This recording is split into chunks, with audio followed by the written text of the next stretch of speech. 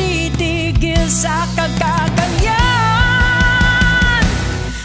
Basta para sa'kin, kung susubukan mo ang Diyos, di kanya bibiguin, di kanya iisnapin. Bukas ang kanyang palad na naghihintay lamang sa'yong paglapit, sa pagpupumilit, sa pagsabi mo. Basta para sa'kin, kung susubukan mo ang Diyos, di kanya bibiguin, di kanya iisnapin. Bukas ang kanyang palad na naghihintay lamang sa'yong paglapit, sa pagpupumilit, sa pagsabi mo. Bahala ka na,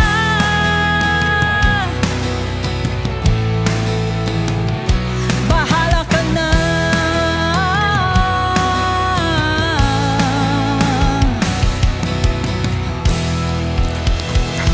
Tinitiwala po namin sa inyo, sa iyong mga kamay, ang lahat ng bagay nilalagap namin sa inyong harapan. Buong puso po kami nagtitiwala sa kalooban mo, aming Panginoon. Bahala ka na, bahala ka na sa amin, aming Diyos.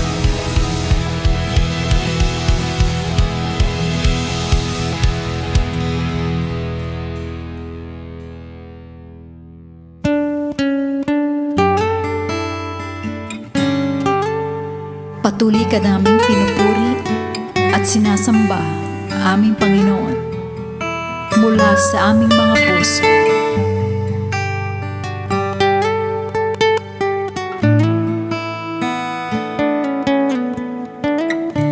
Panginoon, kay buti mo, sa lahat ng panahon, sa dalangin may tugon. Dakilang iyong biyaya, ang pag-ibig mong alay, aking sinasaysay. Panginoon, kay buti mo, sa lahat ng panahon, sa dalangin may tugon. Dakilang iyong biyaya, ang pag-ibig mong alay, aking isasaysay. O Diyos, ikaw ang hari at Panginoon, tunay na kalakasan ko, gabay kang totoo. Purihin ka, sambahin ka ng lahat ng nilalang. Panginoong Jesus, kay buti mo sa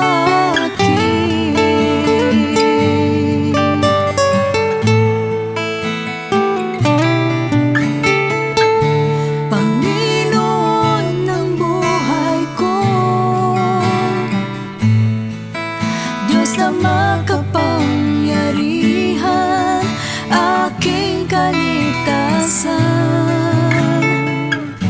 Pag-ibig mo'y di magmamaling, ang kabutihan mong alay, aking tinataglay. O Diyos, ikaw ang hari at Panginoon, tunay na kalakasan ko, gabay kang totoo. Purihin ka, sambahin ka ng lahat ng nilalang.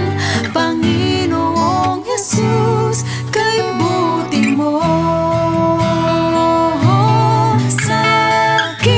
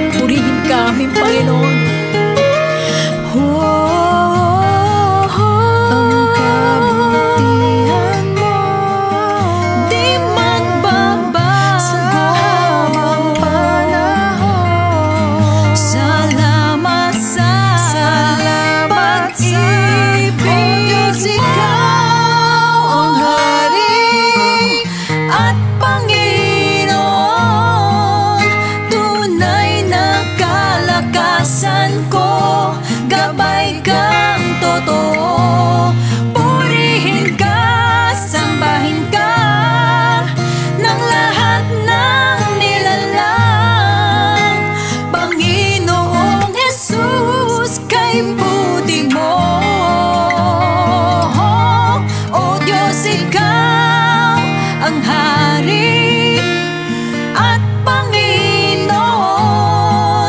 Tunay na kalakasan ko, gabay kang totoo.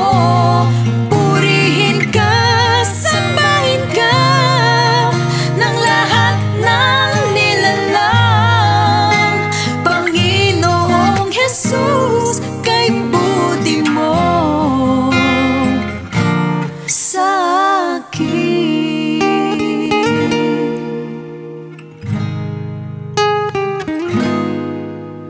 Panginoong Jesus, kay buti mo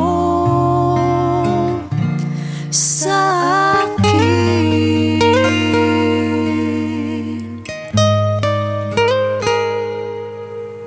Maraming salamat po. Amen, Panginoon Jesus.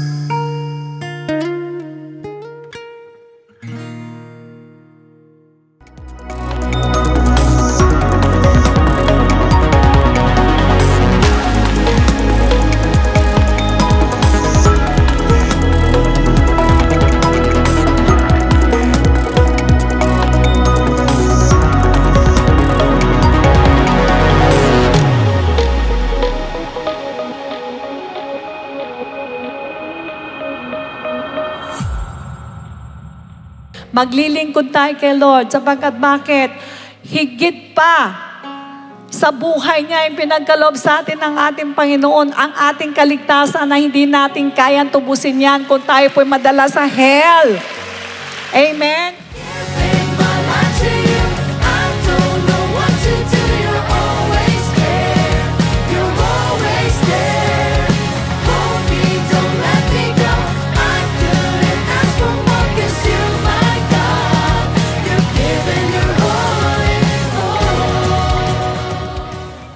Binitbit niya yung ating kapigatian.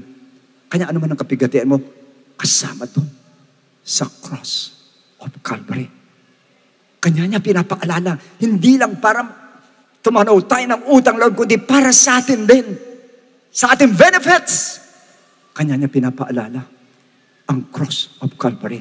Isa lang nakaupo sa trono po. Ang nakaupo, the Almighty God po. Na walang iba kundi si Jesus Christ, the first and the last, the beginning and the ending, the Alpha and the Omega. We must learn how to counter the attacks of the devil in our lives. At magmula sa araw na ito, wala po dapat talo po sa atin. Lahat tayo dapat panalo kung matututo lang tayo mag-neutralize sa mga gawa ng devil sa ating mga buhay.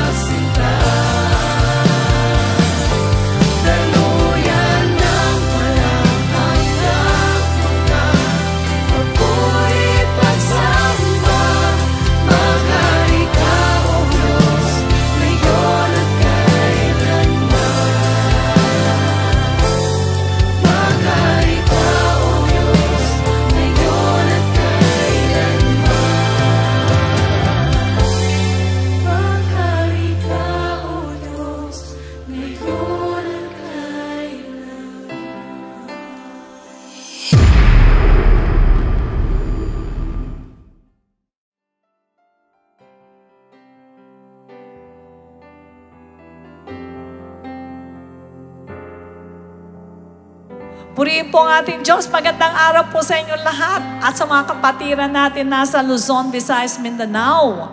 At sa mga international extension churches natin. Ganon din po sa inyong lahat na nakatune in. At makikisa po maghandog sa ating buhay na Diyos. Sa pasasalamat, sa pagdinig sa Kanyang dakilang kalooban at sa pagpupuri sa Kanya. Welcome po sa Friends Again ng Jesus Christ. To God be the glory. Amen. Purihin po ang ating Diyos. Isa pong mapagpalang umaga sa inyo lahat. Pwede bang batiin ninyong katabi ninyong magandang umaga sa iyo, kapatid? Kinakailangan po punuin natin ang kagalakan nito. Alam ko po na maraming pinagdaanan ng mga iba sa atin, pero pagdating po sa harapan ng Panginoon, para tayong mga sundalong walang problema. Amen. Nang sa ganun po malugod ang ating Diyos at bumuhos ang magandang pagpapala ang Espiritu ng ating Panginoon. Alright, magbasa po muna tayo ng ating banal na aklat, Psalms chapter 30, verses 4 and 5. Sing praise to the Lord, you saints of His. Diba? Saints, marami yan eh. And give thanks at the remembrance of His holy name. For His anger is but for a moment. His favor is for life. Weeping may endure for a night, but joy comes in the mornings. Ang ibig sabihin mga kapatid, tunay nga po na kung minsan po tayo po ay dumaranas ng iba't ibang klaseng problema. Nasa paggabi ay hindi tayo makatulog, pero nadarama po natin ang kagalakan ng ating Panginoon. At kinaumagahan, dumarating na naman ang pagpapala ng ating Diyos. Nakakalimutan natin yung mga pagsubok at sumisigla na naman tayo. At ano ginagawa natin? Nagpupuri tayo sa ating Panginoon. Sinasabi, salamat Lord at tinulungan mo ko sa aking mga problema. Hindi po ba? Kaya po karapat-dapat lang na papurihan natin ang Panginoon kasi yung mga naging propeta nung araw, dumanas din sila ng iba't ibang klaseng pagsubok. Pero ang sabi, kinabukasan, may kagalakan sila. Ang ibig sabihin, tinugon ng Panginoon ang kanilang mga suliranin. Kaya kung tayo po may mga problema, tiwala natin sa Panginoon yan. Patuloy tayo magpuri sa ating Lord sapagkat ang nangyari noon ay mangyayari din ngayon sa atin, ang habag ng ating Diyos. Iko natin ang ating mga ulo. Let us pray. Dakilang Ama, maraming salamat po. Una sa lugar na to, Lord. Bago na naman, Lord. At maraming salamat sa lakas na ibinigay mo sa inyong mga anak na nakadalo po rito, Lord. Hinihiling namin, Lord, ang gabay mo. Ang basbas mo sa aming lahat. Ang kapatawaran ng aming mga kasalanan. At inihiling namin ang Santong Espiritu mo ang siyang gumabay sa amin lahat dito. Dalangin namin na ibaba mo ang iyong presensya sa amin lahat, O Lord. At tinataas namin ang gawain ito, O Diyos, na kayo po ang siyang manguna. Kayo po ang siyang mamuno. Ipagkaloob mo po sa amin, Lord, ang kalakasang espiritual. Sama-sama namin tinataas ang aming beloved Bishop. Ibigay mo po sa kanya ang double portion ng anointing. Nasa pagtayo niya sa kalagitnaan namin, kayo ang siyang marinig namin sa kanya. Gamitin mo po ang mga singers, mga musician, upang pangunahan kami sa pag-awit at pagsamba sa inyo. Nagtitiwala kami na ang handog namin na ito sa inyo, O Diyos, ay nakarating sa iyong trono sa kalangitan. Maraming salamat po sa iyo po lahat ang pasasalamat. In Jesus' name we pray. And everybody say amen.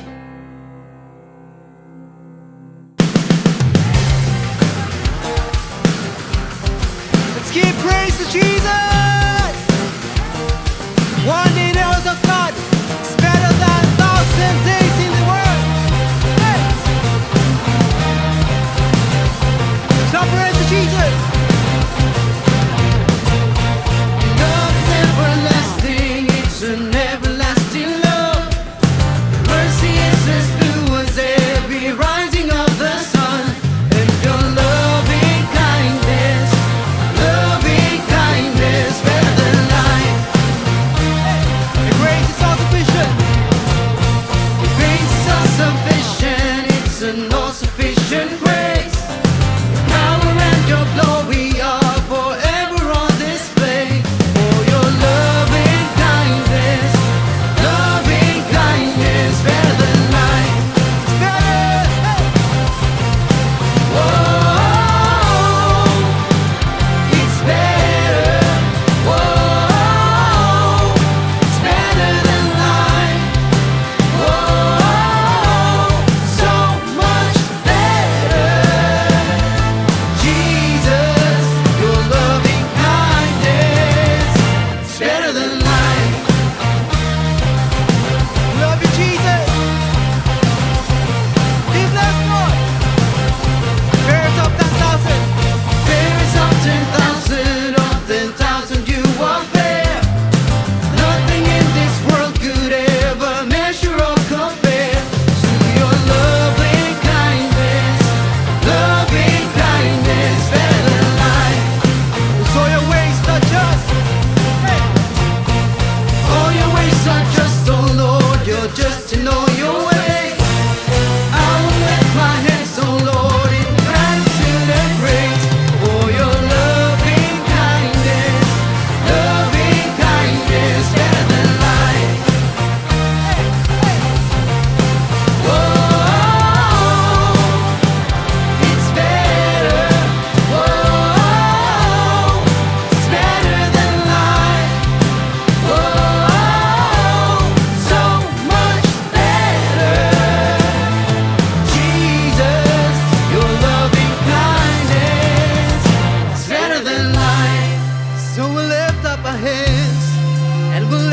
up our voice to testify. You are good. You are better than life. Life can be uncertain at times. Your love, it never fails. That's why we sing. That's why we sing Jesus. Hey. Your loving kindness is better than life itself. Better than life itself. Jesus, Jesus, your loving kindness is better than life itself. Hey, it's better than life. Truly better. Hey, oh, it's better. Oh, it's better than life. Oh, so much better. Jesus, your loving kindness. Oh, it's better. Oh, it's better than life. Oh, so much better. Jesus, your loving kindness is better than life. Oh, you guys know it's better than life. Jesus, it's better than life. Give me praise, God. Hey.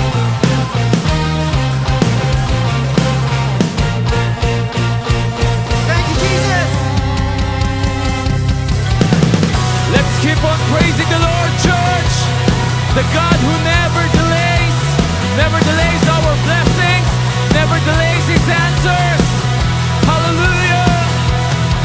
Are you waiting for a miracle when you pray in Jesus' name? Just remember, He's faithful. He will never, ever change.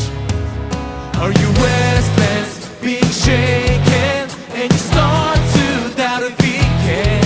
Just remember what He did before. He can do it all over again. Those who wait upon the Lord shall renew their strength. The answer to your prayer is on the way. My God is on time. He's never late, never too early. I believe He is all powerful, merciful. He's almighty. So why should you worry? Walk by faith, 'cause God is never late. Let's sing this song with faith, church. Hallelujah. Are you waiting for a miracle when you pray in Jesus' name? Just remember, He's faithful. He will never ever change. Yes, Lord. Are you restless, being shaken, and you start to doubt if He can? Just remember what He did before. He can do it all over again. Those who wait upon the Lord shall renew their strength. God will answer your prayers. The answer to your prayer is on the way. My God is on time. He's never late, never too early. I believe He is. Yes, Jesus. Merciful, He's almighty. We don't need to worry. Why should you worry? Let's claim this church. Walk by faith, 'cause God is never late. Hallelujah. We praise you, Jesus. Let's sing this one more time, church. Those who wait upon the Lord shall renew their strength. The answer to your prayer is on the way. My God is on time. He's never late, never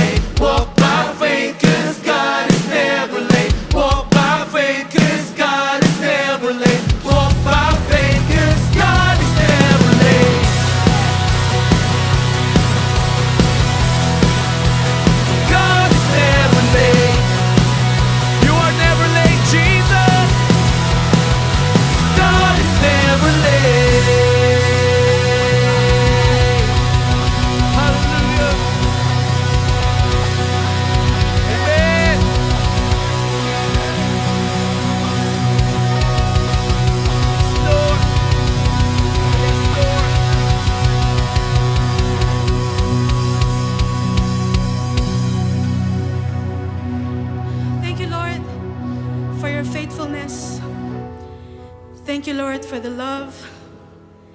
Thank you, Lord, for the strength. Thank you, Lord, for our salvation.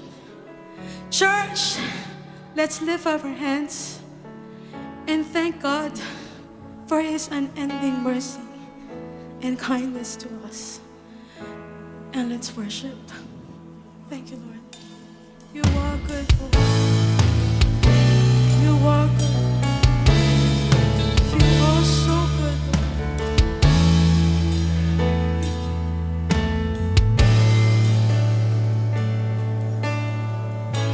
Worship you.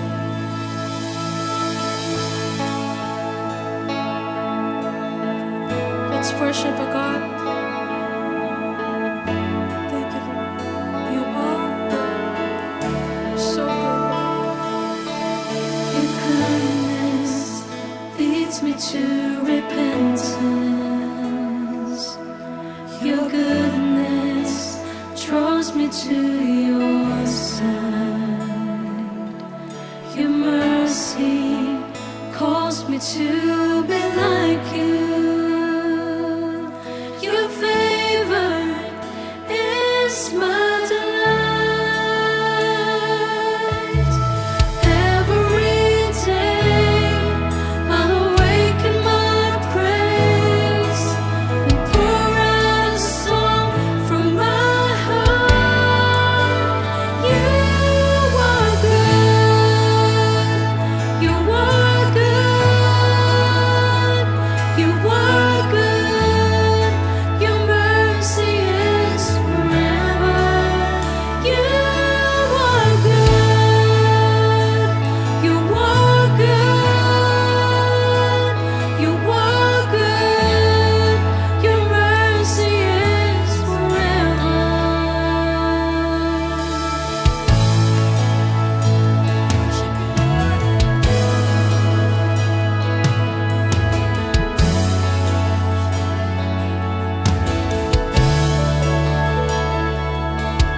Your kindness leads me to repentance.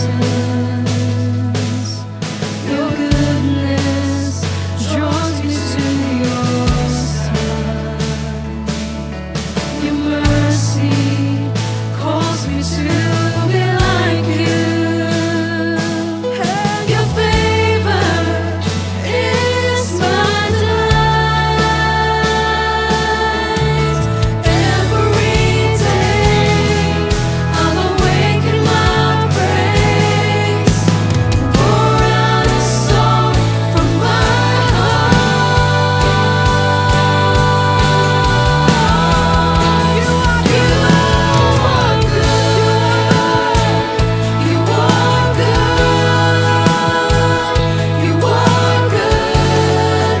Your mercy is forever. You are good. You are good.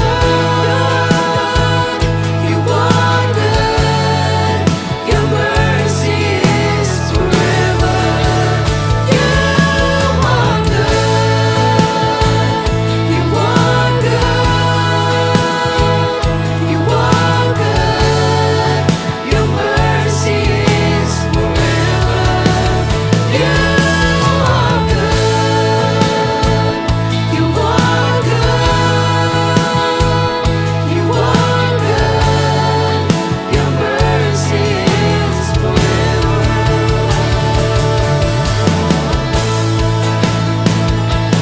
Remember His goodness and kindness. Thank you, Lord. Remember, the Lord is so good to us. Sing, church. Your kindness is forever. Your goodness is forever. Your mercy is forever, forever. Your kindness is forever. Your goodness is forever. Your mercy is forever, forever. Come on, church, sing, church. Your kindness is forever. Your goodness is forever. Your mercy is forever, forever.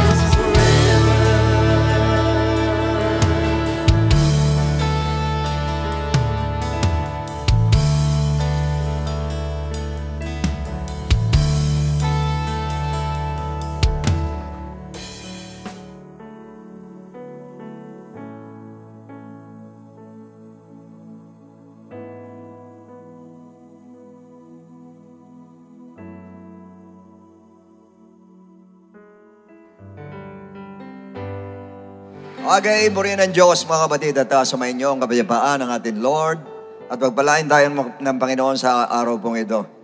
Naniniwala ba kayo, be-bless tayo ng Lord? Yes, dapat masaya po tayong lahat. Masaya ba kayo?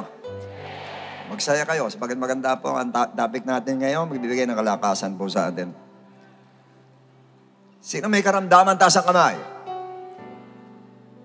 Naniniwala ka ba gagaling ka ngayon?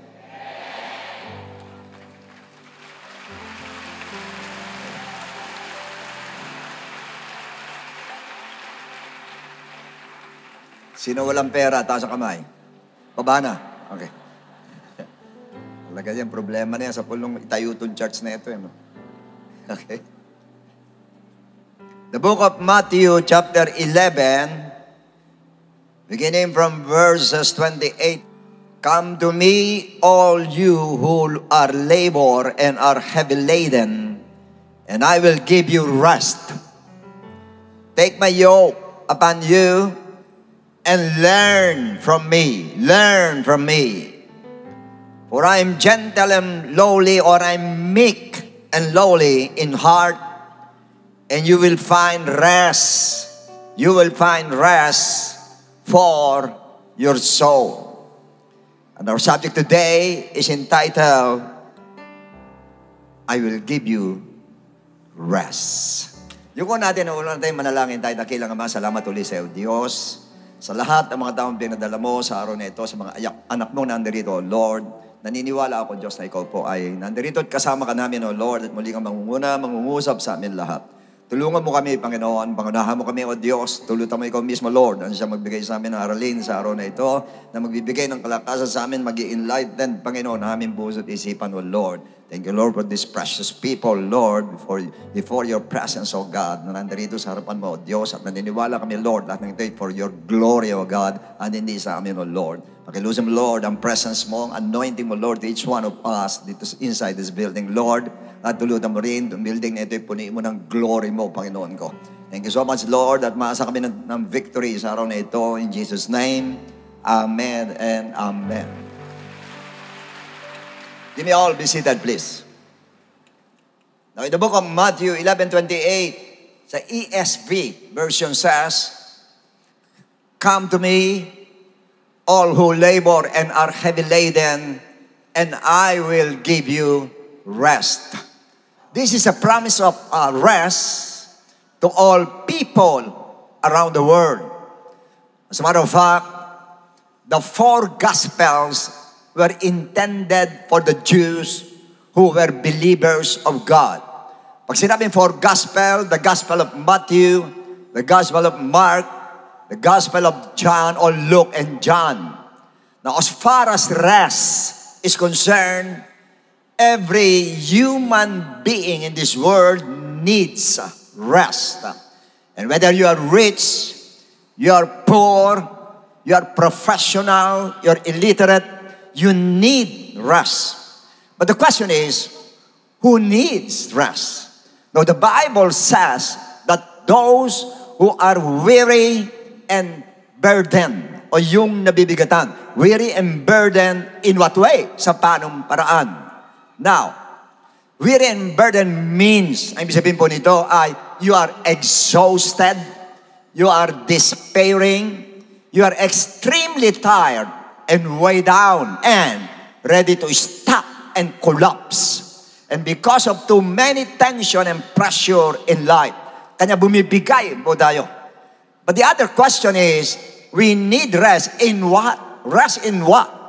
Now in verse 29 sa ESV version says, Take my yoke upon you and learn from me. For I am gentle and lowly in heart, and you will find rest for your souls. And that's what we need. We need rest. We need rest for those who are burdened and to our wearied, tired souls. Yun ang kailangan natin. The rest dun sa ating souls. Because too many troubles in life result to unreasonable pressure and tension, which makes our soul tired and wearied. Now, the Lord Jesus Christ said The solution is, learn from me. Yun ang solution, learn from me. Learn from Jesus Christ in what way?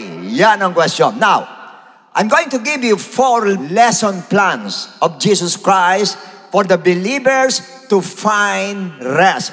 4 lessons. Now, lesson number 1. Learn from Christ through teaching or listening to His teaching, to His preaching, to His exhortations and instructions. Now, in Mark 4:1-2 says, and again, He began to teach. He began to teach by the sea, and great multitude was gathered to Him, so that He got into a boat and sat in it on the sea, and the whole multitude was on the land facing the sea. Then He taught them many things by parables, and said them in His teaching. So thrice binanggit ang salitang teach or teaching. So the Lord Jesus Christ taught them about the parable of the sower and about the kingdom of God. Now, in other words, they learn from our Lord Jesus Christ through listening to the Word of God about the 4 kinds of persons who are hearers of God's words. 4 na klase ng taong nakikinig ng salita ng Lord. That is lesson number 1. You will learn from Him through listening to the Word of God, through teaching or preaching. Lesson number 2. Learn from Christ through bringing us to the place of trials. Yan, ang matindi. Verse 35. On the same day, after teaching, when evening had come, He said to them, let us cross over to the other side, or to the other side of the lake. Meaning, after learning from teaching, now, the Lord Jesus Christ wanted them to learn through training. Sa paano paraan? In what way? By crossing to the other side of the lake. Ibig sabihin po, dadalhin na tayo sa venue ng ating training. Dadalhin sila sa venue ng training po. Saan yun? Sa other side of the lake. Now, yung punta sa other side of the lake patungo sa venue, nila alam, pupunta na sila sa lesson number 3. And what is lesson number 3? Learn from Christ through experience with the Lord Jesus Christ inside the boat in the midst of wind storm. Yun ang mabigat po. Doon ka dadalhin sa venue kung saan nandun ang trials habang malakas ang bagyo na nando doon at nandun ka sa loob ng bangka. Verse 37, and a great windstorm arose, and the waves beat into the boat. Great windstorm. Malakas na hangin bagyo. And the waves, yung alon ang lalakas. The boat beat into the boat. Into the boat. Pumasok sa loob ng bangka ang tubig. So that it was already filling. Halos mapupuno na yung bangka. Ano sa palagay ninyo? Mangyayari kung napupuno na ang bangka. At yan na na-experience natin po while with the Lord Jesus Christ through windstorm of life. Yung pong tinatawag na bagyo sa buhay na experience po natin. Na hindi natin alam kung saan ang venue ng ating trials. Maaaring sa bahay, maaaring sa ospital, maaaring doon sa labas, maaaring sa kumpanya. Hindi natin alam ang venue. Saan ang venue ng trials natin, hindi natin alam. But as far as the disciples are concerned, doon sila in the midst of the sea. Doon sila in the midst of what we call this windstorm. Now, madalas kasi, akalam natin at gusto natin learning is through listening to the Word of God. Yan ang gusto natin. Nasa plane tayo, nasa patag tayo. Well, I remember Lot. When Sodom and Gomorrah was about to be destroyed by God, ang ginawa ng angel, sabi sa kanila, go to the mountain. Ang sabi ni Lot, no, dito na lang sa plane. Mahilig sa plane, naman na ng palalaya, para walang hirap. At tayo, yun din ang gusto natin. Gusto natin pag-teaching para patag yan, listening to preaching, yan, katulad ngayon dito, nakando sa Cuneta, sa Star Mall, dito dito ang venue natin, doon sa Amoranto, yan ang gusto natin while we are listening to the Word of God, we are learning. Yan ang gusto natin, learning. Okay tayo dyan. Pero, Ayaw natin ang learning pagkasama mo na si Jesus Christ through experience with Him inside the boat at the sea with a raging windstorm. Yan ang ayaw natin. Tumbang ka ng buhay natin, itong katawan natin. Pag nilalagay na sa ganyan, ayaw na po natin. Alam natin, mahirap yan. Verse 38. Ano sabi ganoon? But he was in the stern, asleep on pillow. And they awoke him and said to him, Teacher, do you not care that we are perishing? Meaning, the Lord Jesus Christ, listen carefully, will put you into a radical experience in such a way that while you are experiencing a windstorm, He is sleeping. Yan ang problema ngayon. Sa atin po, misa nasa bagyo ka ng pera, you need sa finances po, you need money and you keep on praying, but there's no answer. Ibang sabihin parang tulog yata ang Diyos. Ganun lumilitaw. Yan ang matinding experience natin po, hindi in trials natin. Pag iniisip natin parang tulog ang Diyos dahil hindi tumutugon ng Lord. Pag may sakit ka, ikaw nandoon, sabihin natin, talagang cancer ang sakit mo, then nahihirapan ka, physically hirap ka, gusto mo na sumuko, talaga you want to give up ka talaga, gusto mo na mamatay, Lord, pandemic. Naalala nyo nung pandemic, ang daming ganyan. Nasa verge of death talaga. Doon sa talungin natin na maaring mamamatay siya, hirap na, hindi makahinga, nandoon, nagpe-pray, pero walang answer ang ating Lord. Kaya naisip, ano kaya? Tulog kaya ang Lord, kaya nasa isip ng iba. At hindi lang yun, emotional struggles ang dami ngayon sa mga conflicts. Pagal ka na, pressure ka na, pray dito, pray doon, but there's no answer from God. It seems that God is sleeping. Parang tulog ang ating Lord. Tulog siya. Yan ang lumilitaw. For your information, the purpose of the training through experience with the Lord Jesus Christ sa kanyang mga disciples is not only to strengthen their faith, but also to reveal what kind of hearers of the Word of God they are. Ibig sabihin, yung trials po natin, hindi lang para lumakas tayo, kundi para ma-reveal kung paano ka makinig ng salita ng Lord. Kung paano mo tanggapin ang salita ng Diyos pag nakikinig ka tulad ngayon. Isa yan sa pambatay tinatry ng Lord, malaman niya kung ikay good listeners o hindi. Sa Mark 4:22, kanya sinabi ng Lord ito, for there is nothing hidden which will not be revealed, nor has anything been kept secret, but that it should come to light. Actually, hindi lang po sa kasalanan yan. Marami meaning po. Pero isa sa meanings po niyan ay marireveal kung paano ka makinig ng Word of God. Remember, the Lord Jesus Christ had just taught them about the 4 kinds of hearers nung oras na yun. And through this experience by the disciples with our Lord Jesus Christ, it revealed what kind of hearers they were nung oras na yun. Bakit ko po sinabi? Kasi natakot sila. Kaya lumitaw, imagine nakinig sila. Ito, 4 na klase na nakikinig. Meron napunta sa ganito, may napunta sa ganyan, meron hindi nagugat, meron na gano'n, meron matabang lupa. Kakikinig lang nila. Pagkatapos ng test, pagdating sa test, bagsak. Pagdating sa test, why? They were not good listeners. Hindi mabuting makinig. Nakikinig sila because natakot sila. Natakot sila sa actual training na ginawa ng Lord. Diyan makikita po ang faith natin. Diyan makikita kung paano ka makinig ng Word of God. Once na dumating na, doon ka nilagay in the midst of the storm, doon ka nilagay ng Lord, ayan, makikita na, marireveal na what kind of faith you have. And how do you listen to the Word of God, marireveal pagdating po sa trials. Kasi natakot nga sila. I will be explain later kung bakit sila natakot. Now, takbo tayo sa lesson number 4. Learn from Christ through teaching in demonstration. Yan ang gusto natin. While solving your problem or troubles in life. Okay, dinemo niya. Paano dinemonstrate ng Lord kung paano lutasin ang problema? Na gawin, sabihin natin, ano yung dapat mong gawin in times of troubles? Ano ang dapat gawin? Verse 39. The Bible says, then he arose. In other words, sa kabila ng bagyo, tulog siya. Sa kabila ng bagyo, tulog siya. Naalala ko po, meron tayong sister po, mag-ina sila mag-ina. Alam niyo ito mag-inang ito? Kung kailan ang bigat-bigat, kunyari nagkaroon ng problema, conflict, lahat ng guluhan. Mamaya magugulit ka, mawawala. Tawagan mo, hindi sasagot. Natutulog. Pag may problema, natutulog sila. Imagine yun. Sa atin, pag may problema, hindi tayo makatulog. Itong dalawang maginang ito, pag may problema, hanapin mo, hindi sasagot sa phone. Alam niyo kung bakit? Natutulog. Grabing gift yun, hingin niyo sa Lord yun.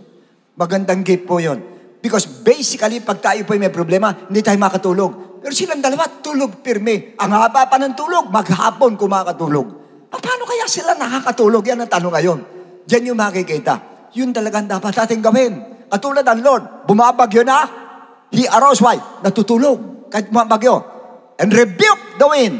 Tumayo, ni-rebuke yung wind, and said to the sea, peace, be still. And the wind ceased, and there was a great calm. Okay, now, sa Aramaic Bible po, ang sabi nga doon, and he arose and rebuked the wind, and he said to the sea, stop! Meron pala nun. Akala ko kanya lang yun. Meron pala sa Bible. Talaga, stop! Pina-stop niya yung alon. Shut up! And the wind stopped, and there was a great calm. So, pwede nyo palang pa-stop. Look and listen. Stop.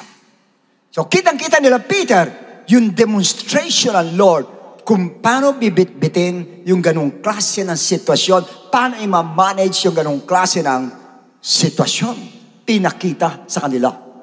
As a result, ang susunod is Christ's evaluation to His disciples. Paano in-evaluate? Verse 40. But He said to them, why are you so fearful?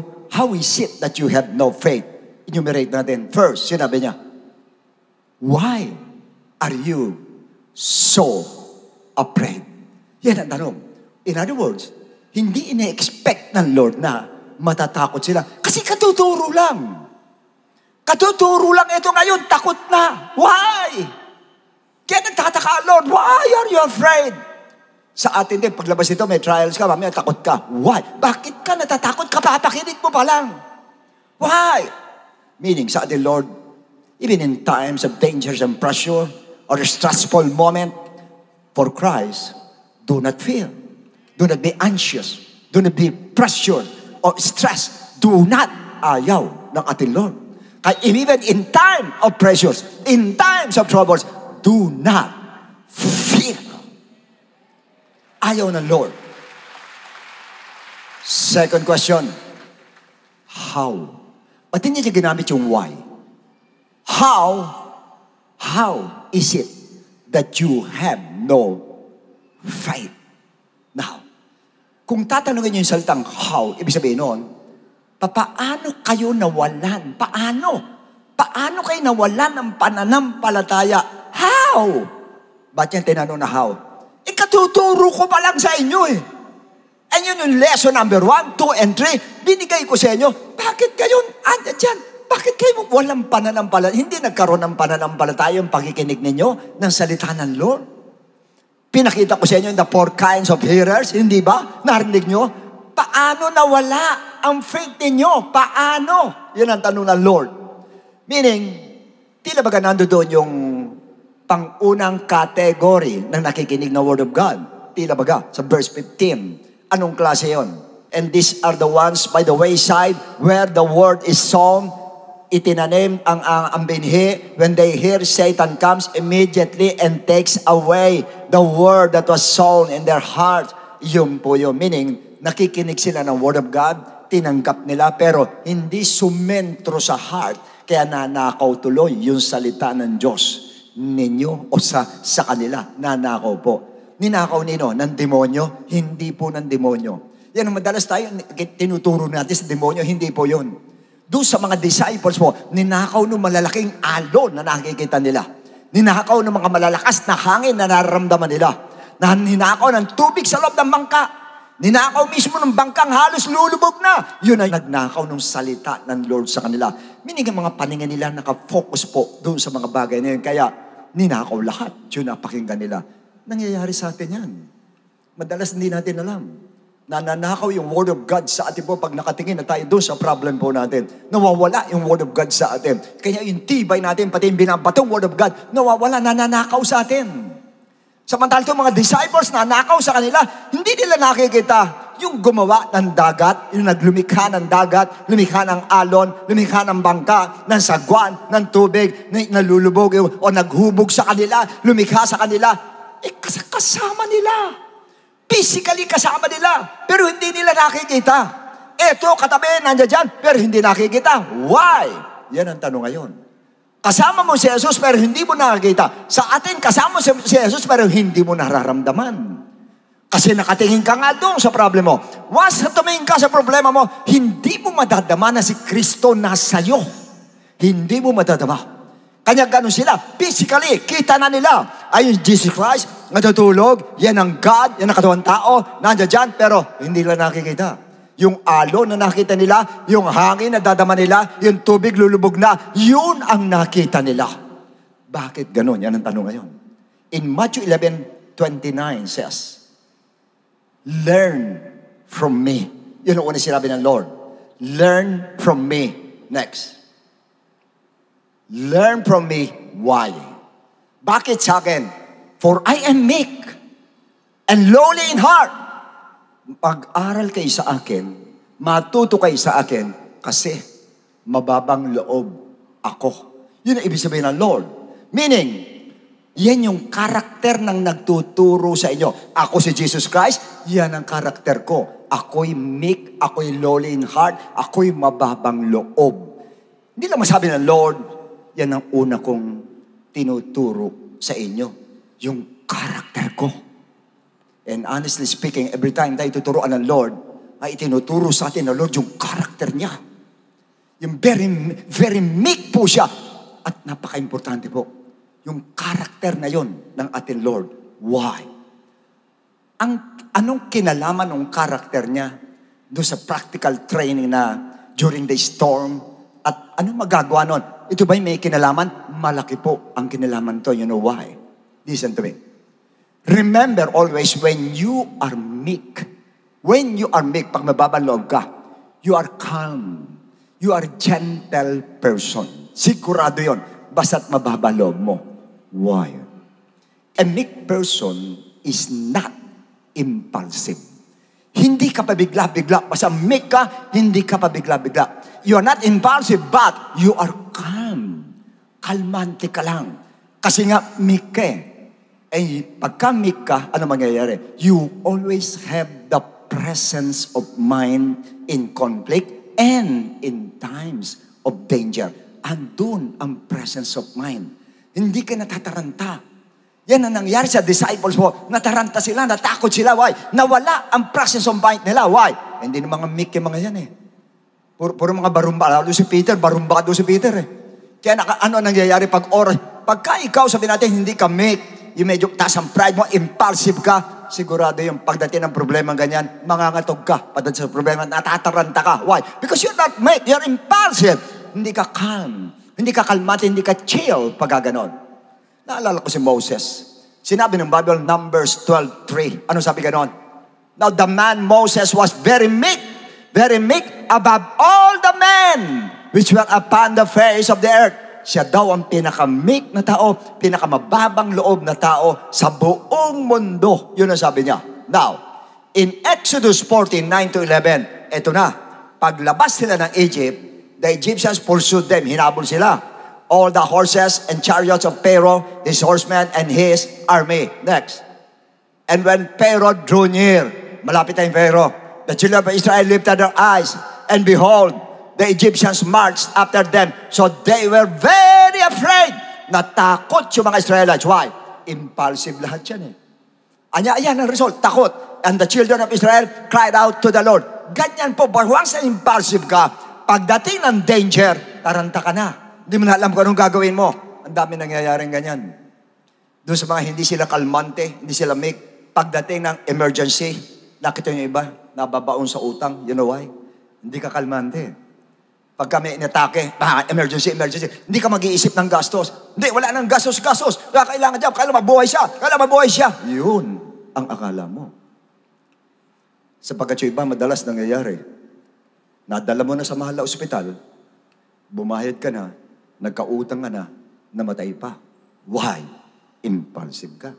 Why? Hindi ka kalmante sa oras ng emergency, sa oras ng danger moment. Kaya yung iba sa atin hanggang ngayon nagbabayad ng utang eh. Naging impulsive ka. Mayroon naman mas mura doon, ba't di mo naisip? Yan ang tanong ngayon. Impulsive ka nga eh. Kung kalmante ka, maiisip mo yon. Kahit emergency, maiisip mo, wag, dyan, madadali tayo dyan. Di tayo, basta una, pray muna natin yan. Yan eh. Basta emergency, pray muna natin. Pray muna. Wag muna sa hospital, pray muna natin. Pagka pray natin, yun, paisip sa'yo ng Lord, dali mo doon. Ay, padadala sa'yo. Sa tamang hospital na kaya mong bayaran. Naunuan mo natin. They were afraid, and the children of Israel cried out to the Lord. Next. And then they said to Moses, because there were no graves in Egypt, wala bang libingan sa Egypt, and you have taken us away to die in the wilderness, why have you dealt with us to bring us up out of Egypt? Ganyan yan. Ba't kami dilala rito? Dito ba kami mamamatay? Sana sa Egypt dala kami mamatay. Patay agad ang iniisip. Mamamatay agad, iniisip. Yung mga disciples, ano iniisip? Lulubog! Iniisip nila, lulubog! Why? Impulsive. Hindi kalmado. Hindi kalmante. Kaya nasa isip, lulubog. Talagang lulubog dahil puno na yung bangka. Pero sa isang kalmanting tao at kasama mo si Jesus, hindi lulubog yan. Kasama natin si Jesus. Lumubog man yan, aahon yan. Lulubog yan, aahon yan. Lulubog yan, aahon yan. Lulubog yan, aahon yan. Why? Andyan o, ayan o. Ako ko niya ibig ko sabihin. Takot sila agad dahil hindi sila kalmante because they were not made. Sa katunayan, ba't ko sinabi impulsive sila? Nung mawala ng tubig, Moses, wala ng tubig. Moses, wala ng magkain. Moses, sabana ko yung samana. Moses. Puro complain ang ginawa nila. Why? Ayun, mga impulsive people. Hindi kalmante. Kaya nandun ang fear, worry, panic attack. Nandun, natataranta. All the negativities nandun sa mind. Result, they complained. Why? They didn't know what to do. Why? No presence of mind. Napaka-importante po sa ngayon ang presence of mind. You know why? 1 Thessalonians 5:3, when they say peace, sudden destruction will come upon them. Pag sudden, kailangan ng presence of mind. Nandun ka dapat. Impulsive eh. Why? Not make ka na walang presence of mind. Hindi mababang loob. Kaya decision making, pabigla-bigla. Lalo na kapag under pressure ka, bigla ang decision mo, bigla talaga. Why? Wala ka sa presence of mind. But Moses, the meek man, ito po siya, said in Exodus, then nagreklamo na, natarantay mga Israelite, mamamatay tayo. Ito si Moses ngayon, Exodus 14:13. Then Moses said to the people, do not be afraid. Do not be afraid. Stand still. Ano sabi ng Lord sa dagat? Peace, be still. Ang sabi ni Moses, stand still and see the salvation of the Lord. Next. Which He will accomplish for you today. Hindi tomorrow. Today. He will accomplish to you today.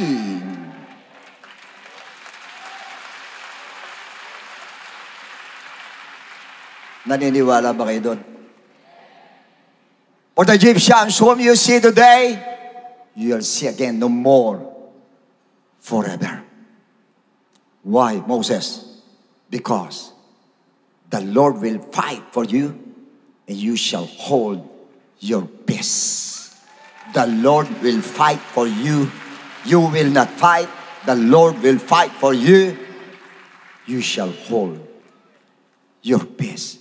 Imagine, ilang milyong Israelites yan.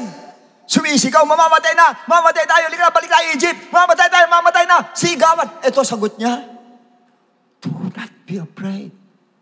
Stand still. The Lord will fight for you.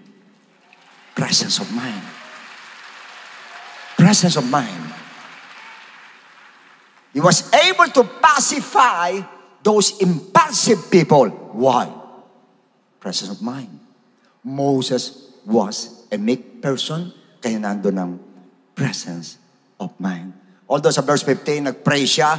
Imagine pinasify muna yung tao, tsaka siya nag-pray. Lord, ano gagawin dito ngayon, Lord? Ito, baka siya mamamatay tayo. Ano gagawin dito, Lord? O sinabi sa kanya, Lord, walang problema. Taas mo yung tungkod mo, bubukas yung dagat.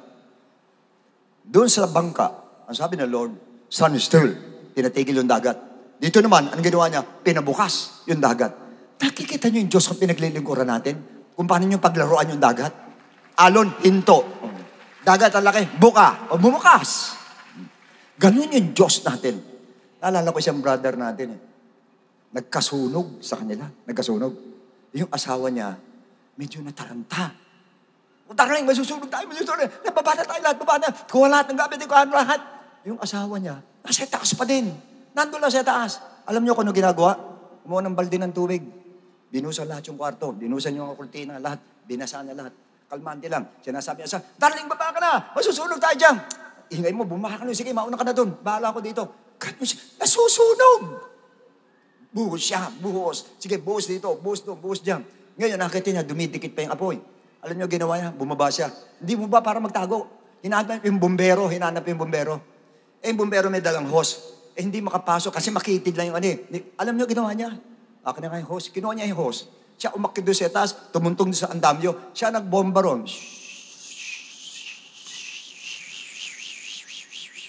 Hindi natakot. Paano niya nagawa yun? Kalmante siya. Kalmante siya. Pag kalmante siya, nasa presence of mind siya, alam niya ang gagawin niya. You know what is the result? Ano result? Ito bahay nila. Yan. Kunyari, letter U. Yan. Sunog. Sunog. Sunog. Sila. Hindi. Why? Presence of mind. In what way? For being meek and calm pagdating sa ganyan. That's how important the presence of mind is. Especially in times of danger and crisis and conflict. Kailangan natin yan.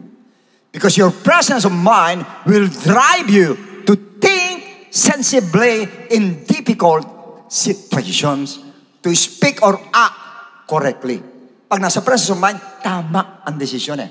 And most of all, to put your faith, your hope, and trust totally in Him. Ilibigay mo sa Kanya ang trust mo. Magtitiwala ka sa Kanya lang. Then, you will acquire the rest of soul. Hindi rest in peace, ha? Rest of soul. Mapapahinga ka. Wala kayong makikitang impulsive na napahinga. Wala po. Lalo during troubles, wala po. Bagabag yan, takot yan. Pero pagkakalmante ka, kahit nagkakagulo na, kalmante ka pa rin. Ikaw ang taga-pacify ka. Huwag kayo matakot. Huwag kayo matakot. Bahala ang Lord sa atin. Bahala ang Lord sa atin. Sino ang gusto makita ng Lord sa atin? Nakukuha niyo ba? Andiyan pa ba kayo? So ano-ano yan? Lesson number 1, teaching. Lesson number 2, place of trials. Lesson number 3, experience with Christ in the midst of what? Of windstorm. Lesson number 4, demonstration. Lesson number 5 in the lesson, evaluation. Number 6, reaction of the disciples. Eto na reaction nila. Mark 4:41. And they feared exceedingly and said to one another, who can this be that even the wind and the sea obey Him? Una, they feared exceedingly. They feared in the sense that they were in awe or amazed at the Lord Jesus Christ dahil sa nakita nila. Sa NLT version, ito sinabi ng Bible, who is this man, what even the wind and the sea obey Him? Who? Sa King James version po, what manner of man is this that even the wind and the sea obey? Kanina, who is this man? Ngayon naman, what manner of man is this? Anong klaseng tao ito? Kanina, sinong tao ito? Now, let's start with who is this man? Peter, you know that man. You know that man. You have been with him maybe for a long time, maybe for a year. Kasi chapter 4 pa lang yan, maybe for a year. But he knew him. Kilala niya si Jesus Christ. You know his name, Peter. His name is Jesus Christ. You knew Him very, very well by name. By name. Kilala mo siya sa pangalan. Hanggang doon ka lang sa pangalan. Pag kilala mo, Lord, doon lang sa pangalan, He is Jesus Christ in the New Testament, Jehovah in the Old Testament, madadali ka dyan. Hindi kailangan sa pangalan lang. Dapat kilala mo siya talaga kung sino talaga siya.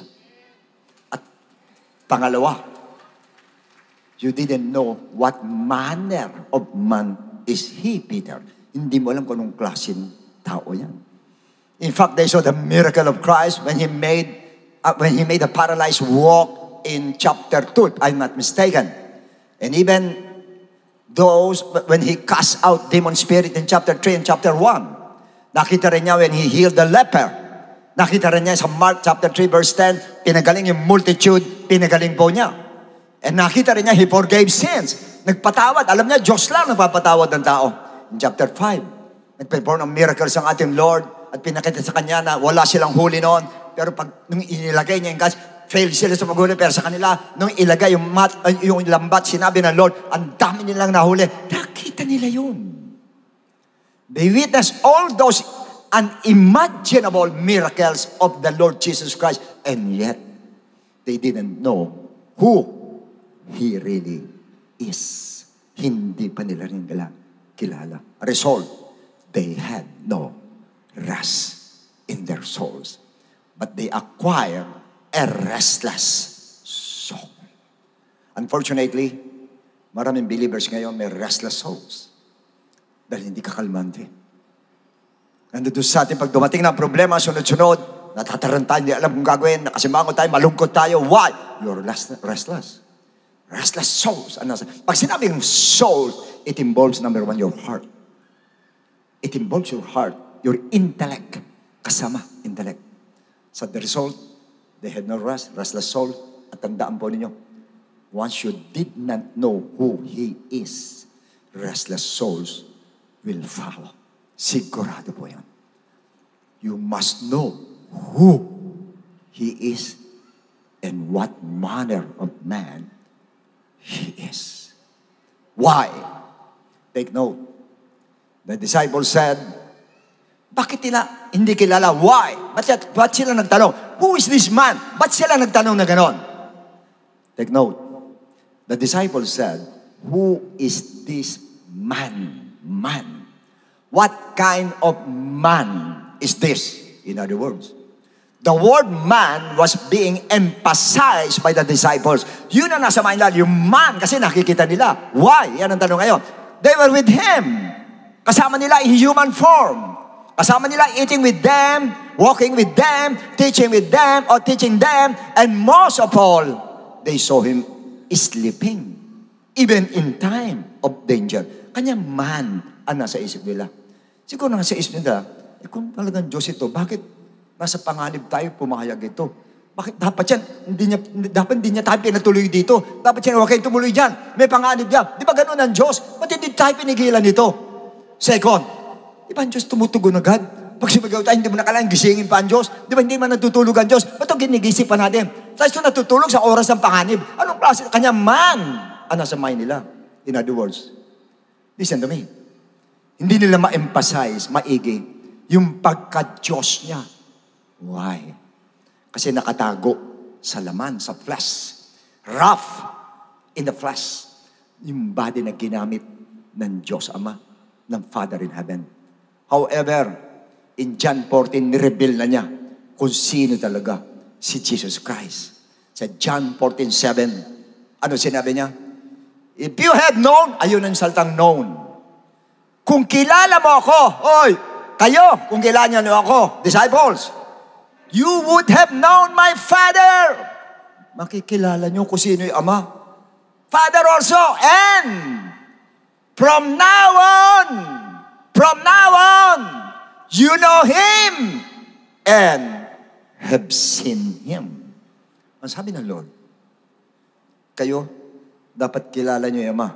Pero magmula ngayon, kilala na niyo siya at nakita na ninyo siya. Nagtanong si Felipe.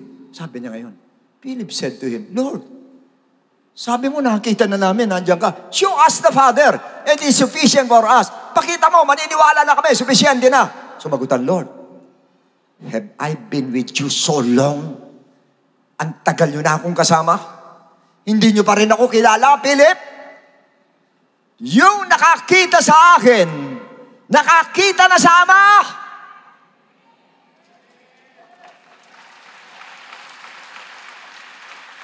Yun! Ay, hindi nakita na lapitan sa bangka. Ang nakita nila yung tao, Jesus Christ. Hindi nila nakita yung nasa loob nun. Nakukuha po natin. He who sin is in the Father. So how can you say, show us the Father?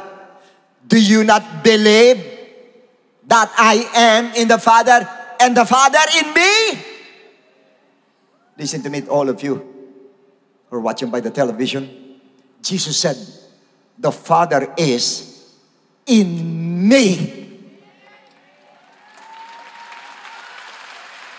And the words that I speak to you, I do not speak on my own authority, but the Father who dwells in me. Yung Ama na pumasok sa akin, nag-dwell sa akin yung Ama. Kanya kung iba'y anak ng Diyos, iba yung Ama, dalawang Diyos, anak kay Kristo. Hindi pwede, isa lang ang Diyos. Yung pumasok sa Kanya. In other words, hindi alam ni Peter na yung Jesus na kasama nila, na natutulog sa oras ng danger, nasa Kanya mismo yung Diyos na tutulong sa kanila, na nakikita ang lahat ng nangyayari sa kanila at yung mangyayari sa kanila, andon kasama nila. At yun ang gusto kong bigyan ng diin sa inyo lahat, mga kapatid.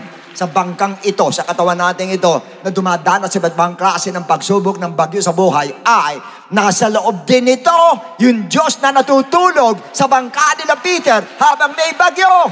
But I just want you to know, ngayon sa ngayon po, hindi na siya natutulog. Dahil Spirit na po siya, hindi na po siya tao na pumasok sa atin, Spirit po. Si Jesus Christ ang Diyos na hindi natutulog, hindi napapagod, hindi nagpapahinga, hindi nagpapabaya sa atin. Yan po yung Diyos na nasa atin. Bilang Diyos, hindi bilang tao, bilang Diyos, nasa atin na siya. Praise the Lord. Sila Peter kasama lang. Pero ngayon, nung later mabaptize sa Holy Ghost, nandun na rin sa kanila. Yung kasama lang sa atin, nasa atin. Nasa atin.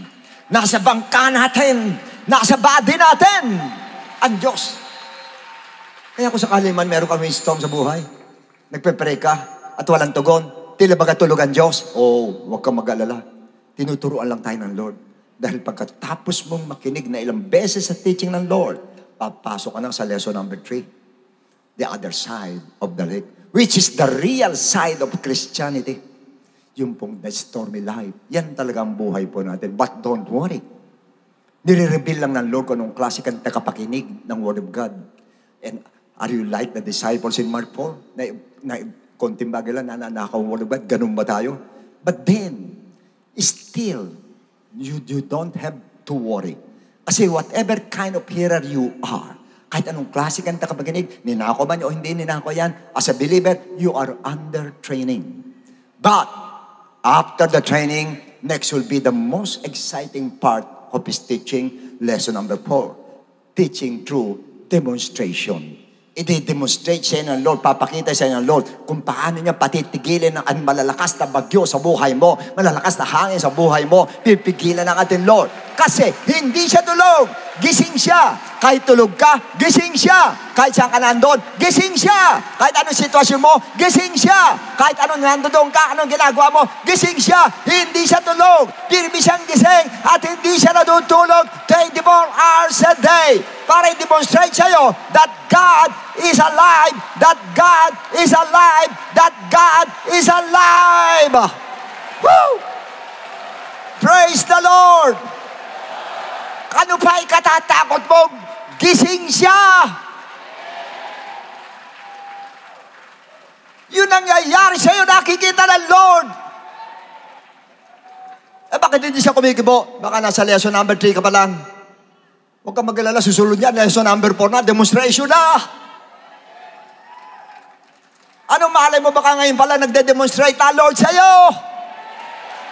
Unti-unti pinagagaling ka na ngayon, di mo alam. Unti-unti dumarating na yung kailangan mo. Ito yung perang kailangan mo, unti-unti dumarating na. Magdedemo na ang Lord.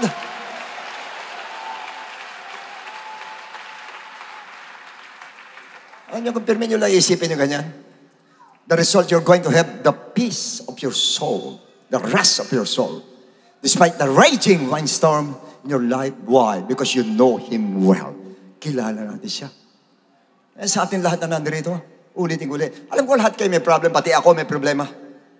Pati ko may stress sa buhay. Kayo may stress sa buhay, kayo may conflict sa buhay. Kayo may danger kayo sa buhay. But do not worry. Nandun na tayo sa number 3. Malapit na tayo sa number 4. Susunod dyan, number 4 na. Magde-demonstrate na ang ating Lord. And who knows, baka ngayon nagde-demo na sa'yo, hindi walang alam. Baka magulat ka, pagdating mo ng bahay, ito na yung meaning, ito yung hinihingi mo. May nagulat ka, saan galing yan? Saan pa? Doon! Sa Diyos na hindi natutulog kay Jesus Christ. Praise the Lord! Praise the Lord! Praise the Lord! Hallelujah! Sana from now on, pirmi tayo na sa presence of mind. Yung pirmi. Ano man ang dumating, kalmante ka lang, chill ka lang, kalmante ka lang. Ano man ang dumating. Why? Hindi siya tulog, gising siya.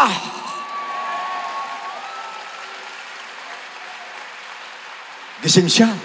Gising na gising. Ano gagawin natin habang nandun sa number 3 tayo? Mag-aalala ba tayo? Matatakot ba tayo? Magpapanik ba tayo katulad nila Peter? Lord, hindi ka nag-aalala, lulubog na tayo. Hindi yun. Never na never kayo magsasalan, lulubog na tayo, mamamatay na ako, lulubog na tayo, mamamatay na ako. Never. Sa mga katabi mo, never.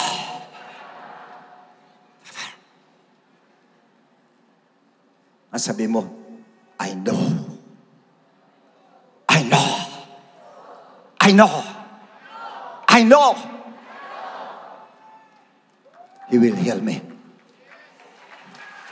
He will prosper me. Help is on the way. I know that help is on the way. Help is on the way. Help is on the way. Why? He is not sleeping. He is always awake.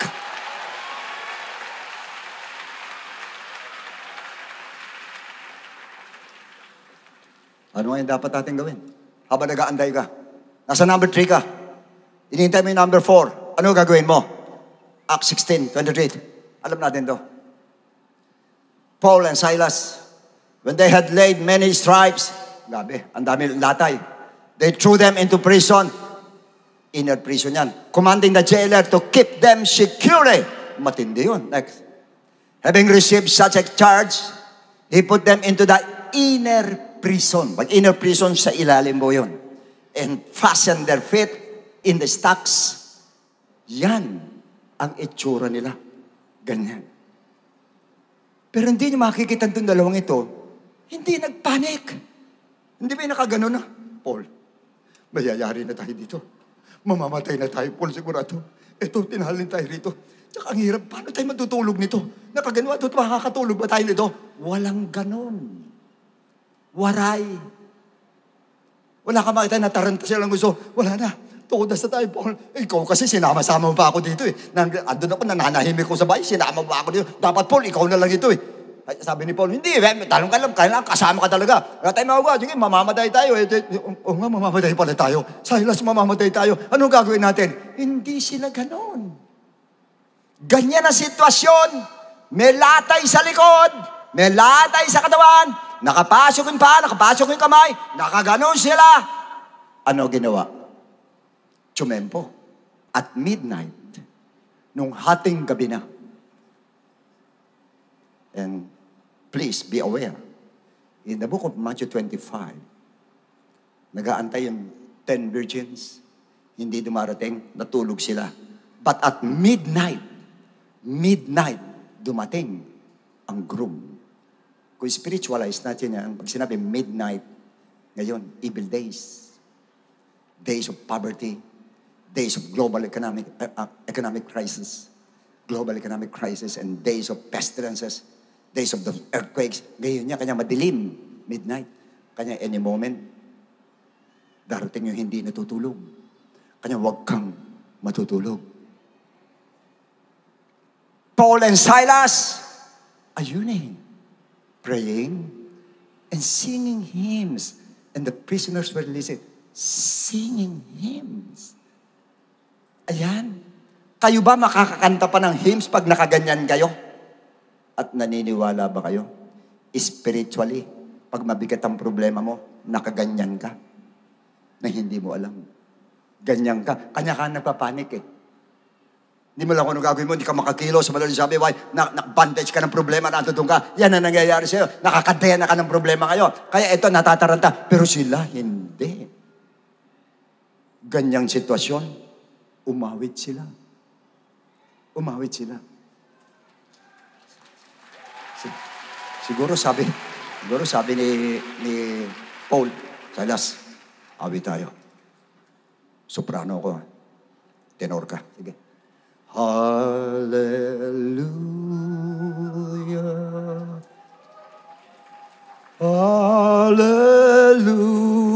Hallelujah. Hallelujah. Sa ganyang sitwasyon. Why? Calm. Calm. Why? They are both learned. Aral. Yan dalawang yan. Kaya pagdating sa ganyan, hindi sila natataranta. Hindi sila natatakot. Yan lang sila. Kumakanta lang sa atin, Lord.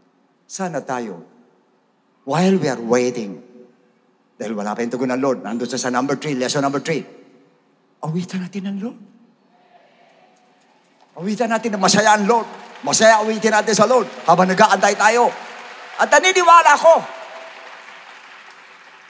baka imbis sa isang linggo, ngayon linggo to, dumating agad eh.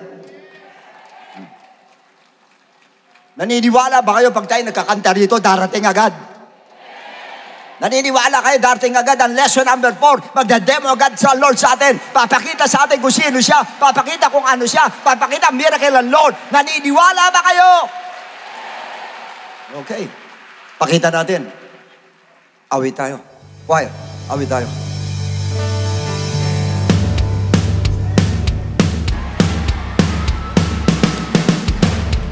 Come on, clap your hands.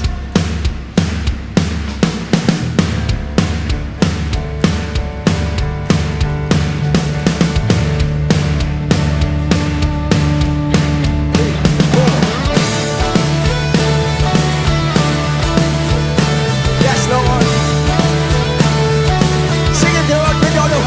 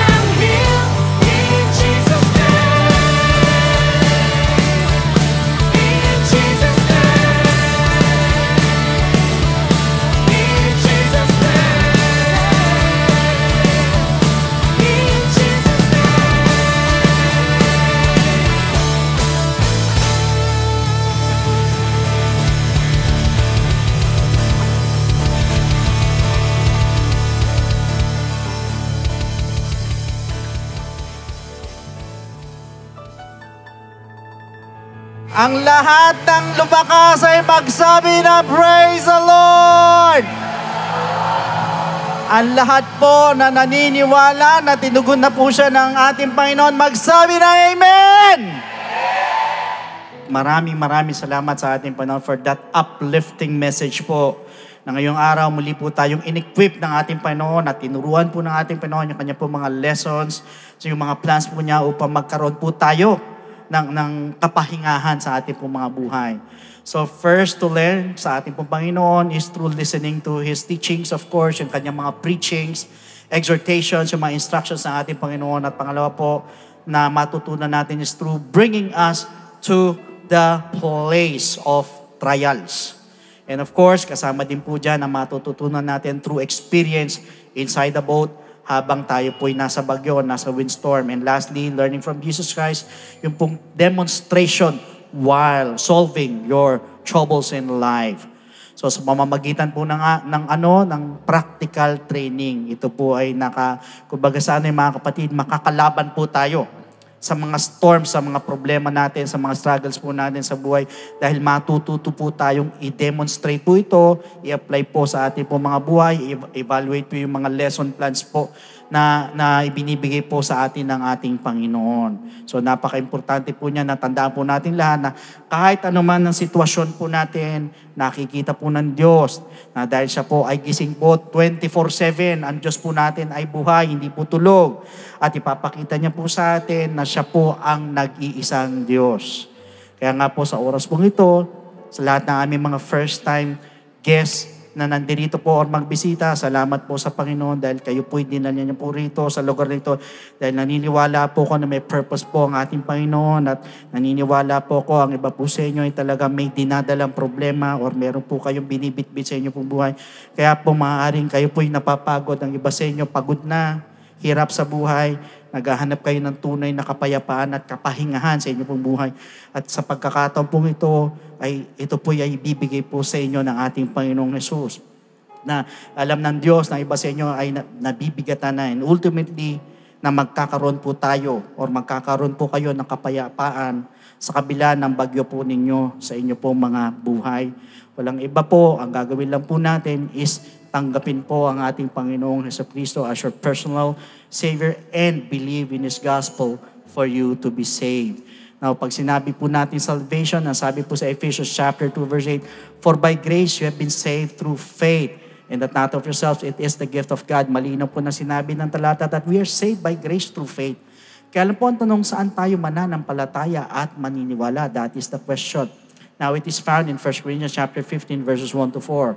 It's about the death of Christ, the burial of Jesus Christ, and the resurrection of Jesus Christ na kailangan po natin sampalatayanan at paniwalaan. Kaya lang po ang tanong, pag tayo po'y nanampalataya at naniwala, wala na po ba tayong gagawin? Tutuldok o hihinto na po tayo doon? Ang sabi po sa 1 Peter chapter 4 verse 17 sa bandang baba po ng talata, so please listen to me, ganyan po sa mga first time viewers. Sa bandang baba, ang sabi, what will be the end of those who do not obey the gospel of God? Ano daw ang katatapusan? Ano daw ang dulo doon sa hindi sumunod sa gospel ng ating Panginoon? So sa madalit sabi, once we believe or tayo nanampalataya, tayo naniwala, kailangan lakipan po natin ang pagsunod. Hindi po tayo matatapos sa believing, but rather we need to obey the gospel of Jesus Christ. Kaya lang, the question is again, how will you obey? It is found in the book of Acts chapter 2 verse 38. First, tayo po'y magsisisi or we are going to repent, we're going to ask for forgiveness, we're going to confess our sins. At naniniwala ako, kahit pakiramdam mo, ang dami mong kasalanan, ang bigat na nagawa mo sa Panginoon, madami kang kapalpakan, but for as long as nandun po yung genuine repentance, dahil yan po ang tinitignan ng ating Panginoon, yung puntaos puso na pagsisisi, believe me, the Lord is willing and able to forgive your sins. At dyan din po papasok yung pong death to sin. So that is the first step, we need to repent. Second, we need to be baptized in the name of Jesus Christ. So tayo naman po ibabautismoan sa tubig. Ilulubog po tayo sa tubig in the name of Jesus Christ po yan. At ang sabi po sa Romans chapter 6 verse 4, therefore, we were buried with Him through baptism into death. Ulitin ko, mali ng sinabing talata. We are buried with Him through baptism into death, that just as Christ was raised from the dead by the glory of the Father, even so we also should walk in newness of life. So sa madali sabi, we need to be baptized in the name of Jesus Christ. Why? Dahil para bagang inililibing naman po natin ang ating po mga kasalanan, kasabay naman po ng paglilibing kay Kristo. And take note, hindi po ito paghuhugas ng dumi ng katawan, kundi ito po yung pag-aalis at paglilinis po ng ating po mga kasalanan. So yun po yung pangalawang step, we need to be baptized in the name of Jesus Christ. Now the third step is we need to receive the gift of the Holy Spirit. Diyan naman po papasok ang ating transformation, yung ating pong regeneration. Sa madalit sabi, tayo mababago na po na nabanggit po sa Romans 8:11, ganyan po sa Titus 3:5. In fact, once we receive the gift of the Holy Spirit, we're also receiving power. Aminin nyo man hindi, sa lahat ng mga bisita na nandito, ganyan sa mga first-time viewers, lahat tayo may kahinaan. Ang hirap magbago, kung minsan pinipilit natin magbago ng 1 buwan, 2 buwan. Sa mga susunod na panahon, bumabalik tayo sa dati. Bakit? Sarili mo lang. But you know what? Once you receive the gift of the Holy Spirit, yan yung sinasabing power. Power to overcome all our weaknesses. At yan din po yung magpapaalala po sa atin para makasunod po sa kalooban po ng ating Panginoon. So take note, ito pong tatlong ito ay kailangan maganap po sa ating pong mga buhay. First, we need to repent. Second, we need to be baptized in the name of Jesus Christ. And third, we need to receive the gift of the Holy Spirit. And that is what we call the good news. And that is the gospel of Jesus Christ. So at this moment, sa lahat ng mga first-time visitors, ganyan po sa first-time viewers, pwede po ba na itaas natin ang ating dalawang kamay bilang tanda ng pagsuko? Yuko natin ang ating mga ulo. And please repeat after me with this prayer. Panginoong Hesus, lumalapit po ako sa iyo bilang isang makasalanan. Patawarin mo po ako sa lahat ng aking mga pagkakamali at pagkukulang. Sa oras na ito, tinatanggap po kita bilang sariling tagapagligtas at tinatanggap po kita bilang Diyos ng aking buhay. Naniniwala po ako na ikaw ay namatay, ikaw ay nilibing, at sa 3 araw ay nabuhay na magmuli. Tulungan mo po ako makapagsimula ng bagong buhay. At idagdag mo po ako sa iyong kaharian. Maraming salamat po sa pangalan ni Jesus. Amen. Praise the Lord. Palakpakan po natin ang ating Panginoon. So praise God. Meanwhile, here's our beloved Pastor Norma for the additional message and benediction. So once again, God bless every one of you and to God be all the glory. Amen. Praise God. Thank you, Pastor Lord, sa ating pong Gospel of Salvation. At patuloy po natin ipanalangin ng mga dumapit po sa harapan. Ngayon po ay dadako po tayo sa offertory, Hebrews 13:16. But do not forget to do good and to share, for with such sacrifices God is well pleased. Purihin po ang ating Diyos, di po ba napakarami po natin pwedeng i-share sa ating mga kapatid. Pwede tayong mag-share ng ating laughter, yung kagalakan. Pwede nating i-share ang wisdom sa kanila. Pwede nating i-share ang knowledge sa kanila. And different kinds ng mga spiritual gifts na tinanggap natin, pwede nating i-share sa kanila para sila ay maging maayos. At pwede rin naman tayong magtumulong materially para mag-share sa kanila. Pero sa ating Panginoon, mag-share po tayo ngayon kung ano man ang binigyan niya sa ibigay natin ang para sa ating Diyos. Bakit? Sapagkat siya ang nagpapalakas ng ating mga kaluluwa. Sa tuwing tayo kakain ng salita ng Diyos, lumalakas ang ating espiritu at kaluluwa. Kaya karapat-dapat lang naman bahaginan natin ang gawain ng Panginoon para tustusan ang kanya pong gawain. Alright, yung ating pong announcement for complete details of our online giving, please refer to the ways and means to give dyan po sa ating ABP. Maraming salamat din po sa mga kapatiran, walang sawa pong sumusuporta sa ating pong gawain. Get ready for our 39th anniversary praise and worship celebration entitled I Saw One on November 11, Monday, 5 p.m. at the Smart Araneta Coliseum. Paghandaan po natin ito. Alright, tumayo po tayong lahat. Sabi mo nga sa katabi mong, napahinga ako. Kasi gusto natin magpahinga eh. Di po ba? Kung pagod ka, matulog ka lang, pwede ka nang mapahinga. Pero pag ang soul, ang mind, ang heart ay magulo, kailangan mo na si Kristo, ang ating Panginoon. Yung natin mga ulo, let us pray. Dakilang Ama, napakabuti mo po sa amin. Ang tinuro mo sa amin ngayon ay hindi po naririnig ng taga-sanlibutan. Especially sa amin lamang ito ng mga hinirang. Alam mo na marami sa amin, Lord, ay nandudumpo sa kung saan nasa training kami. Ngunit kung minsan po, nawawala po yung mga tinuro mo sa amin, Lord. Dahil natataranta kami, natatakot kami, nagiging impulsive kami kung ano-ano ang ginagawa namin sa mga decision making. Kaya kinakailangan, Lord, tulungan mo kami. Na ma-demonstrate namin sa aming mga buhay ang mga tinuturo mo sa amin. And please help us, Lord, na yung mga katuruan mo, mapamuhay namin. Katulad ng isang napakagandang example mo, si Paul and Silas, napunta sa isang problema na nakita namin hindi nila ininda to because they were learned. Sila, Panginoon, ay umawit lang at nagpuri sa inyo. Kaya tulungan mo po kami na gawin mo kami, Panginoon, na tunay na mga chosen generation, a peculiar people. Na sa kabila ng trials, magagawa pa rin namin, Lord, ang umawit, magpuri, sumamba sa inyo. Kaya tiunat mo yung mapagpalang kamay sa bawat isang mga anak mo. Ibang-ibang klaseng katuruan ang binibigay mo po sa amin. Tulungan mo po kami na hindi lamang po kami tagapakinig, kundi tagapagsagawa ng salita ng Diyos upang manatili kami malusog sa aming pananampalataya.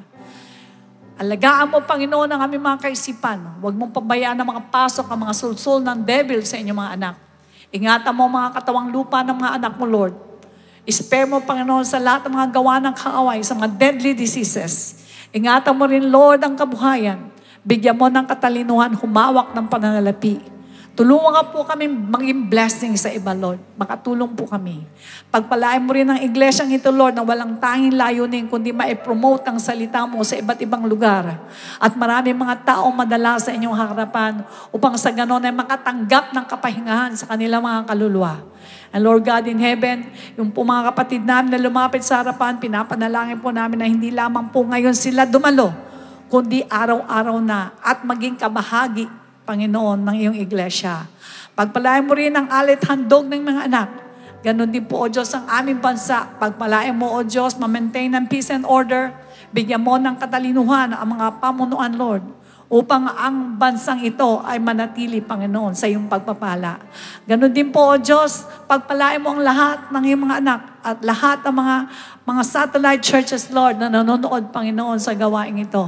Ilagay mo sa aming mga puso't kaisipan, Lord, at pagpalain mo, Panginoon, aming beloved bishop, na nakikita namin kung paano mo po siya ibinangon at kung paano ka nangungusap sa kanya para parating sa amin ang mga salita mo. Salamat po ng marami sa iyo. Ingatan mo po ang bawat isa sa pag-uwi. Sa iyo po lahat ang kapurihan. In Jesus' name we pray. And everybody say Amen. Amen. Praise God. The Lord bless and keep you and make His face shine upon you and be gracious to you and lift up His countenance upon you and give you peace. God bless you and to God be the glory. A blessed day to all brethren. Let us pay attention to these important reminders. For online giving and Bible study offerings, you may refer to the details on the screen.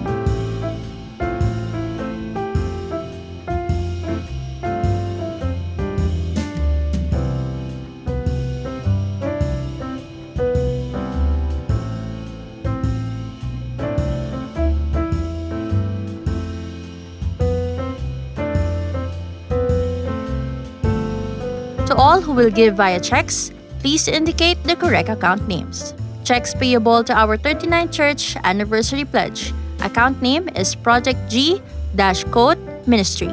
Checks payable to Tithes. Account name is Jesus Christ to God be the Glory Church International Incorporated. Kung nais niyo pong magpa-schedule ng baptism or one-on-one counseling, you can call us via the contact numbers to flash on the screen o mag-send ng message sa ating Facebook page. Support our church and our mission. We are delighted to share these church updates. Be filled with God's presence and be edified by God's Word at our on-site worship service at Cuneta Astrodome next Sunday at 9 a.m. Spread the news and bring your loved ones and friends. To God be the glorians. Don't miss the exclusive topic of our Servants Force devotion entitled The Godhead, which is also a part of the OGEP 101, happening every Tuesday, 7:30 p.m. via an exclusive YouTube link. Know more about how our discipleship cause is guiding us to grow in Christ. Join our 1FC Testimony Night on October 5, Saturday, 7 p.m. via Zoom. To all Servants Force workers of the main church, please block your schedule as we gather for our Servants Force Devotion Special, live and face-to-face at Star Mall Edsa Shaw Trade Hall on October 8, Tuesday, 7 p.m. This will also be streamed online. Let's unite for next month's congregational fasting on October 12, Saturday, 9 a.m. at Star Mall Edsa Shaw Trade Hall. Calling all businessmen and professionals. Join the upcoming ABC Refill on October 23, Wednesday, 6:30 p.m. at the Oriental Palace, Tomas Morato. Registration fee is 850 pesos per head. Please stand by for complete details on ABC's Facebook page. Jesus Christ to God be the glory invites you to our 39th anniversary praise and worship celebration, I Saw One, happening on November 11, 5 p.m. at Smart Araneta Coliseum. You wouldn't want to miss this unforgettable event. As our 39th church anniversary nears, we are endowed the privilege to give to our Project G-Code through our 39th anniversary pledge. You may get your preferred colored envelope every on-site service from our faces or at the information booth. You can also drop them at our offering boxes or hand it over to Pastor Norma Santos. We are now accepting sponsorship for our 39th anniversary celebration. You may request referral slips from the information area every Sunday. Please also contact Deaconess Michelle Salem or Sister Kate Fernandez to claim all requested sponsorship letters and to submit your filled-out commitment forms. Good news! This is your chance to join the Servants Force, calling all those with God-given gift and skills. We are looking for passionate individuals who will be part of worship team, cat prod, and service operations ministries. Meanwhile, for worship team, we need vocals and band such as electric or acoustic guitarist, bassist, keyboardist, and drummer. For cat prod, we need new addition to the C-Cube, video team, multimedia and graphic services team, audio and tech support. The service operations is also in need of Bethesda, Gideon, and comrades. Those who want to join must have completed one of C Books 1 and 2 as a basic requirement. Scan the QR code or fill out the ministry form found on our website or at the information area every Sunday. The Servants Force Department will get in touch with you after successfully submitting the form. Sign up now. IDO for Music is now available on Spotify, Apple Music, Deezer, Amazon Music, and other digital platforms. Use IDO for Songs on Facebook, Instagram, and TikTok. Our church merchandise are up for grabs. Our very own calling card and sticker are available for purchase. We encourage you to visit our church kiosk located at the entrance to purchase. To order, you can also contact us via our Facebook page or the numbers flashed on the screen.